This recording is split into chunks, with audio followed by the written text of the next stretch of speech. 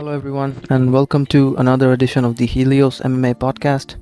I'm your host, Shomik, and I know I'm a little late to the party, but in today's episode, I will be looking back at the Jake Paul versus Tyron Woodley event that happened last weekend, and also I will be recapping the UFC Fight Night event between Giga Chikadze and Edson Barboza. Obviously, a big win for Chikadze and Jake Paul as well, so I will be looking back at those two events.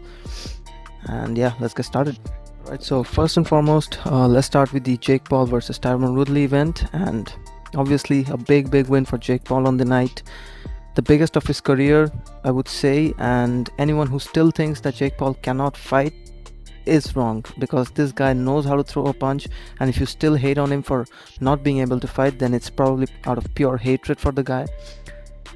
Of course, I'm not putting Jake Paul as an elite level fighter yet. He has many holes in his game, which I think that could be exploited pretty easily. Now, Woodley did look passive throughout the fight, but I think he had his chance of winning this bout, especially when he dropped Jake in the 4th round with that big right hand.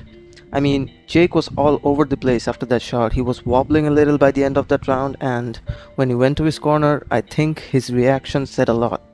I believe Jake realized that, okay, this guy did catch me with a good shot, so I might have to be a little more cautious and careful moving onwards. Anyway, I think the 4th round and that moment right there could have been the turning point of this fight.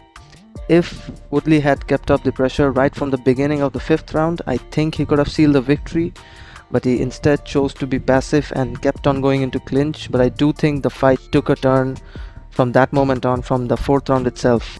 Earlier rounds, Jake looked very confident in my opinion. You could see him going for that jab, and he kept on connecting that lower body shot that I'm a big fan of personally. And yeah, at the end of the day, Jake Paul knows how to box, he knows what he's doing, and he definitely realizes what he has gotten himself into. I'm not saying, once again, that he's an elite level boxer. There is obviously a lot of holes to his game, and yeah, at the end of the day, Jake Paul knows how to box, he knows what he's doing, and he definitely realizes what he has gotten himself into. So yeah, we shall look forward what's next for him. Anyway, moving forward, the post-fight in-ring interviews with Ariel Helwani's. Now those were something, isn't it? I mean, I liked how Jake was all respectful to Tyron by the end of the fight, but all of that went downhill and out of the window as soon as Woodley started rallying a rematch. I mean, I understand in the back of his mind he's probably thinking that the payday for this rematch would be absolutely massive, given how this first fight sold between them. But I mean, you just lost, so why don't you just give it a little rest and then maybe vouch for the rematch, right? But then again, what do I know? Anyway, as far as the bet that Jake and Woodley made them between themselves, I think that's just a ridiculous idea. I mean, Tyron Woodley shouldn't get a I love Jake Paul tattoo just for a rematch. And it's like what Derek Brunson said yesterday on the UFC Media Day. You have to draw the line somewhere, and for Tyron Woodley, this should be the limitation. I think he shouldn't get the I love Jake Paul tattoo, because that's a ridiculous idea in order to get a rematch. And if Woodley wants to make a big payday, he should rather choose to continue fighting in the world of boxing instead of, probably switching somewhere else, going back to MMA, that is. Of course, because boxing pays a lot more than MMA does. So yeah, I think he should opt to fight someone else maybe in the near future in boxing. For Jake Paul, I think it's pretty obvious that he is going to be fighting Tommy Fury next. Fury had a big win over Anthony Taylor on the undercard, and the confrontation between him and Jake backstage pretty much shows where all this is leading. So yeah, this is a fight that I will be really looking forward to, and I think this is where Jake Paul will actually get tested inside a boxing ring, like for real. Tommy Fury definitely has the reach, he absolutely knows how to box, and it's like what Henry Cejudo said on his Instagram the other day.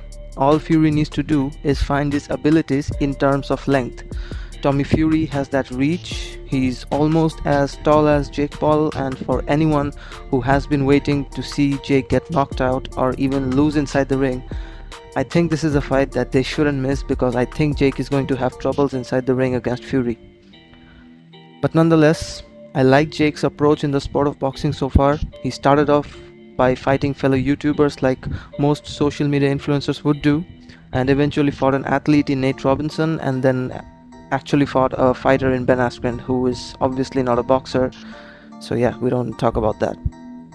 But then again, I like how his slow approach has now finally gotten him to a point where he's ready to fight Fury, and he knows that he has to fight someone like Tommy Fury. I mean, if you're going to call out someone like Conor McGregor or Nate Diaz, you might have to deal with someone like Fury first and then move on to the bigger fish. So yeah, I'm not going to lie, I'm quite interested in seeing how all this plays out for Jake Paul. I think he's doing a solid job in terms of catching everyone's attention, and I think he's done that successfully so far. And you guys also let me know what you think about this, what you thought about this fight between Tyron Woodley and Jake Paul. I know I'm a little late to the party, but then again I had to talk a little and review this fight, and if you have any thoughts and comments about this, just let me know in the comments. So moving on, the next fight I'd like to talk about is obviously the Giga Chikadze versus Edson Barboza main event from last weekend. A fun fight, and it was exactly what we all expected from two featherweight strikers. The first round I had Chikadze winning. He looked very relentless in those opening 5 minutes and he kept on throwing those brutal kicks. But credits to Edson Barboza, I mean, he checked some of those kicks and kept taking the shots like it was literally nothing. But the first round went to Chikadze, of course, and he won it 10-9, I believe. The second round almost felt the same, I think, and Barboza did tag him quite a few times, and like he did in that first round. Then we get to the third round and Giga goes into aggression mode once again, and I think he found his crucial opening when he landed a brutal knee to the ribs and caught Barboza with a right hand, and from there on Giga was just absolutely merciless.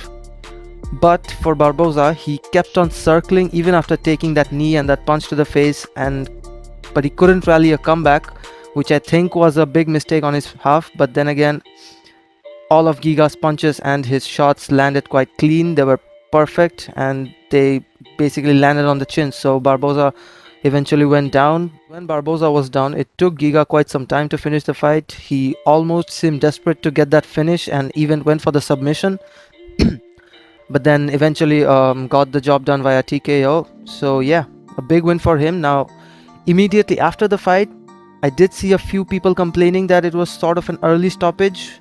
And when I saw the fight initially, I did have a feeling that maybe it could have been stopped a little later given how Barboza got up almost immediately. But of course, after rewatching the fight, I was convinced with the stoppage and I was absolutely okay with it. Like, at that point, Barboza had taken a lot of punishment and he couldn't afford to take further damage, so it was the right call from the referee. Anyway, big win for Chikadze, and I like the Max Holloway call out after the fight. I think it was very ambitious of him to call out a former champion, but personally I would like to see him get taken to the limits, get taken to those championship rounds, and then I would like to see him face someone like Max Holloway in the future. For me, I think Chikadze should probably fight someone like Kelvin Kattar or maybe a Yair Rodriguez first, and then move on to bigger fights and probably fight Holloway and then possibly even challenge for the belt. So yeah, big win for him nonetheless. We'll see how the featherweight division plays out after UFC 266 when Brian Ortega faces the champion Alexander Volkanovski, and also we'll be keeping an eye out for Max Holloway's return. He was supposed to return against Yair Rodriguez, but then it got delayed. He had to withdraw from that fight, and yeah, we shall see how things play out in the featherweight division. Exciting times.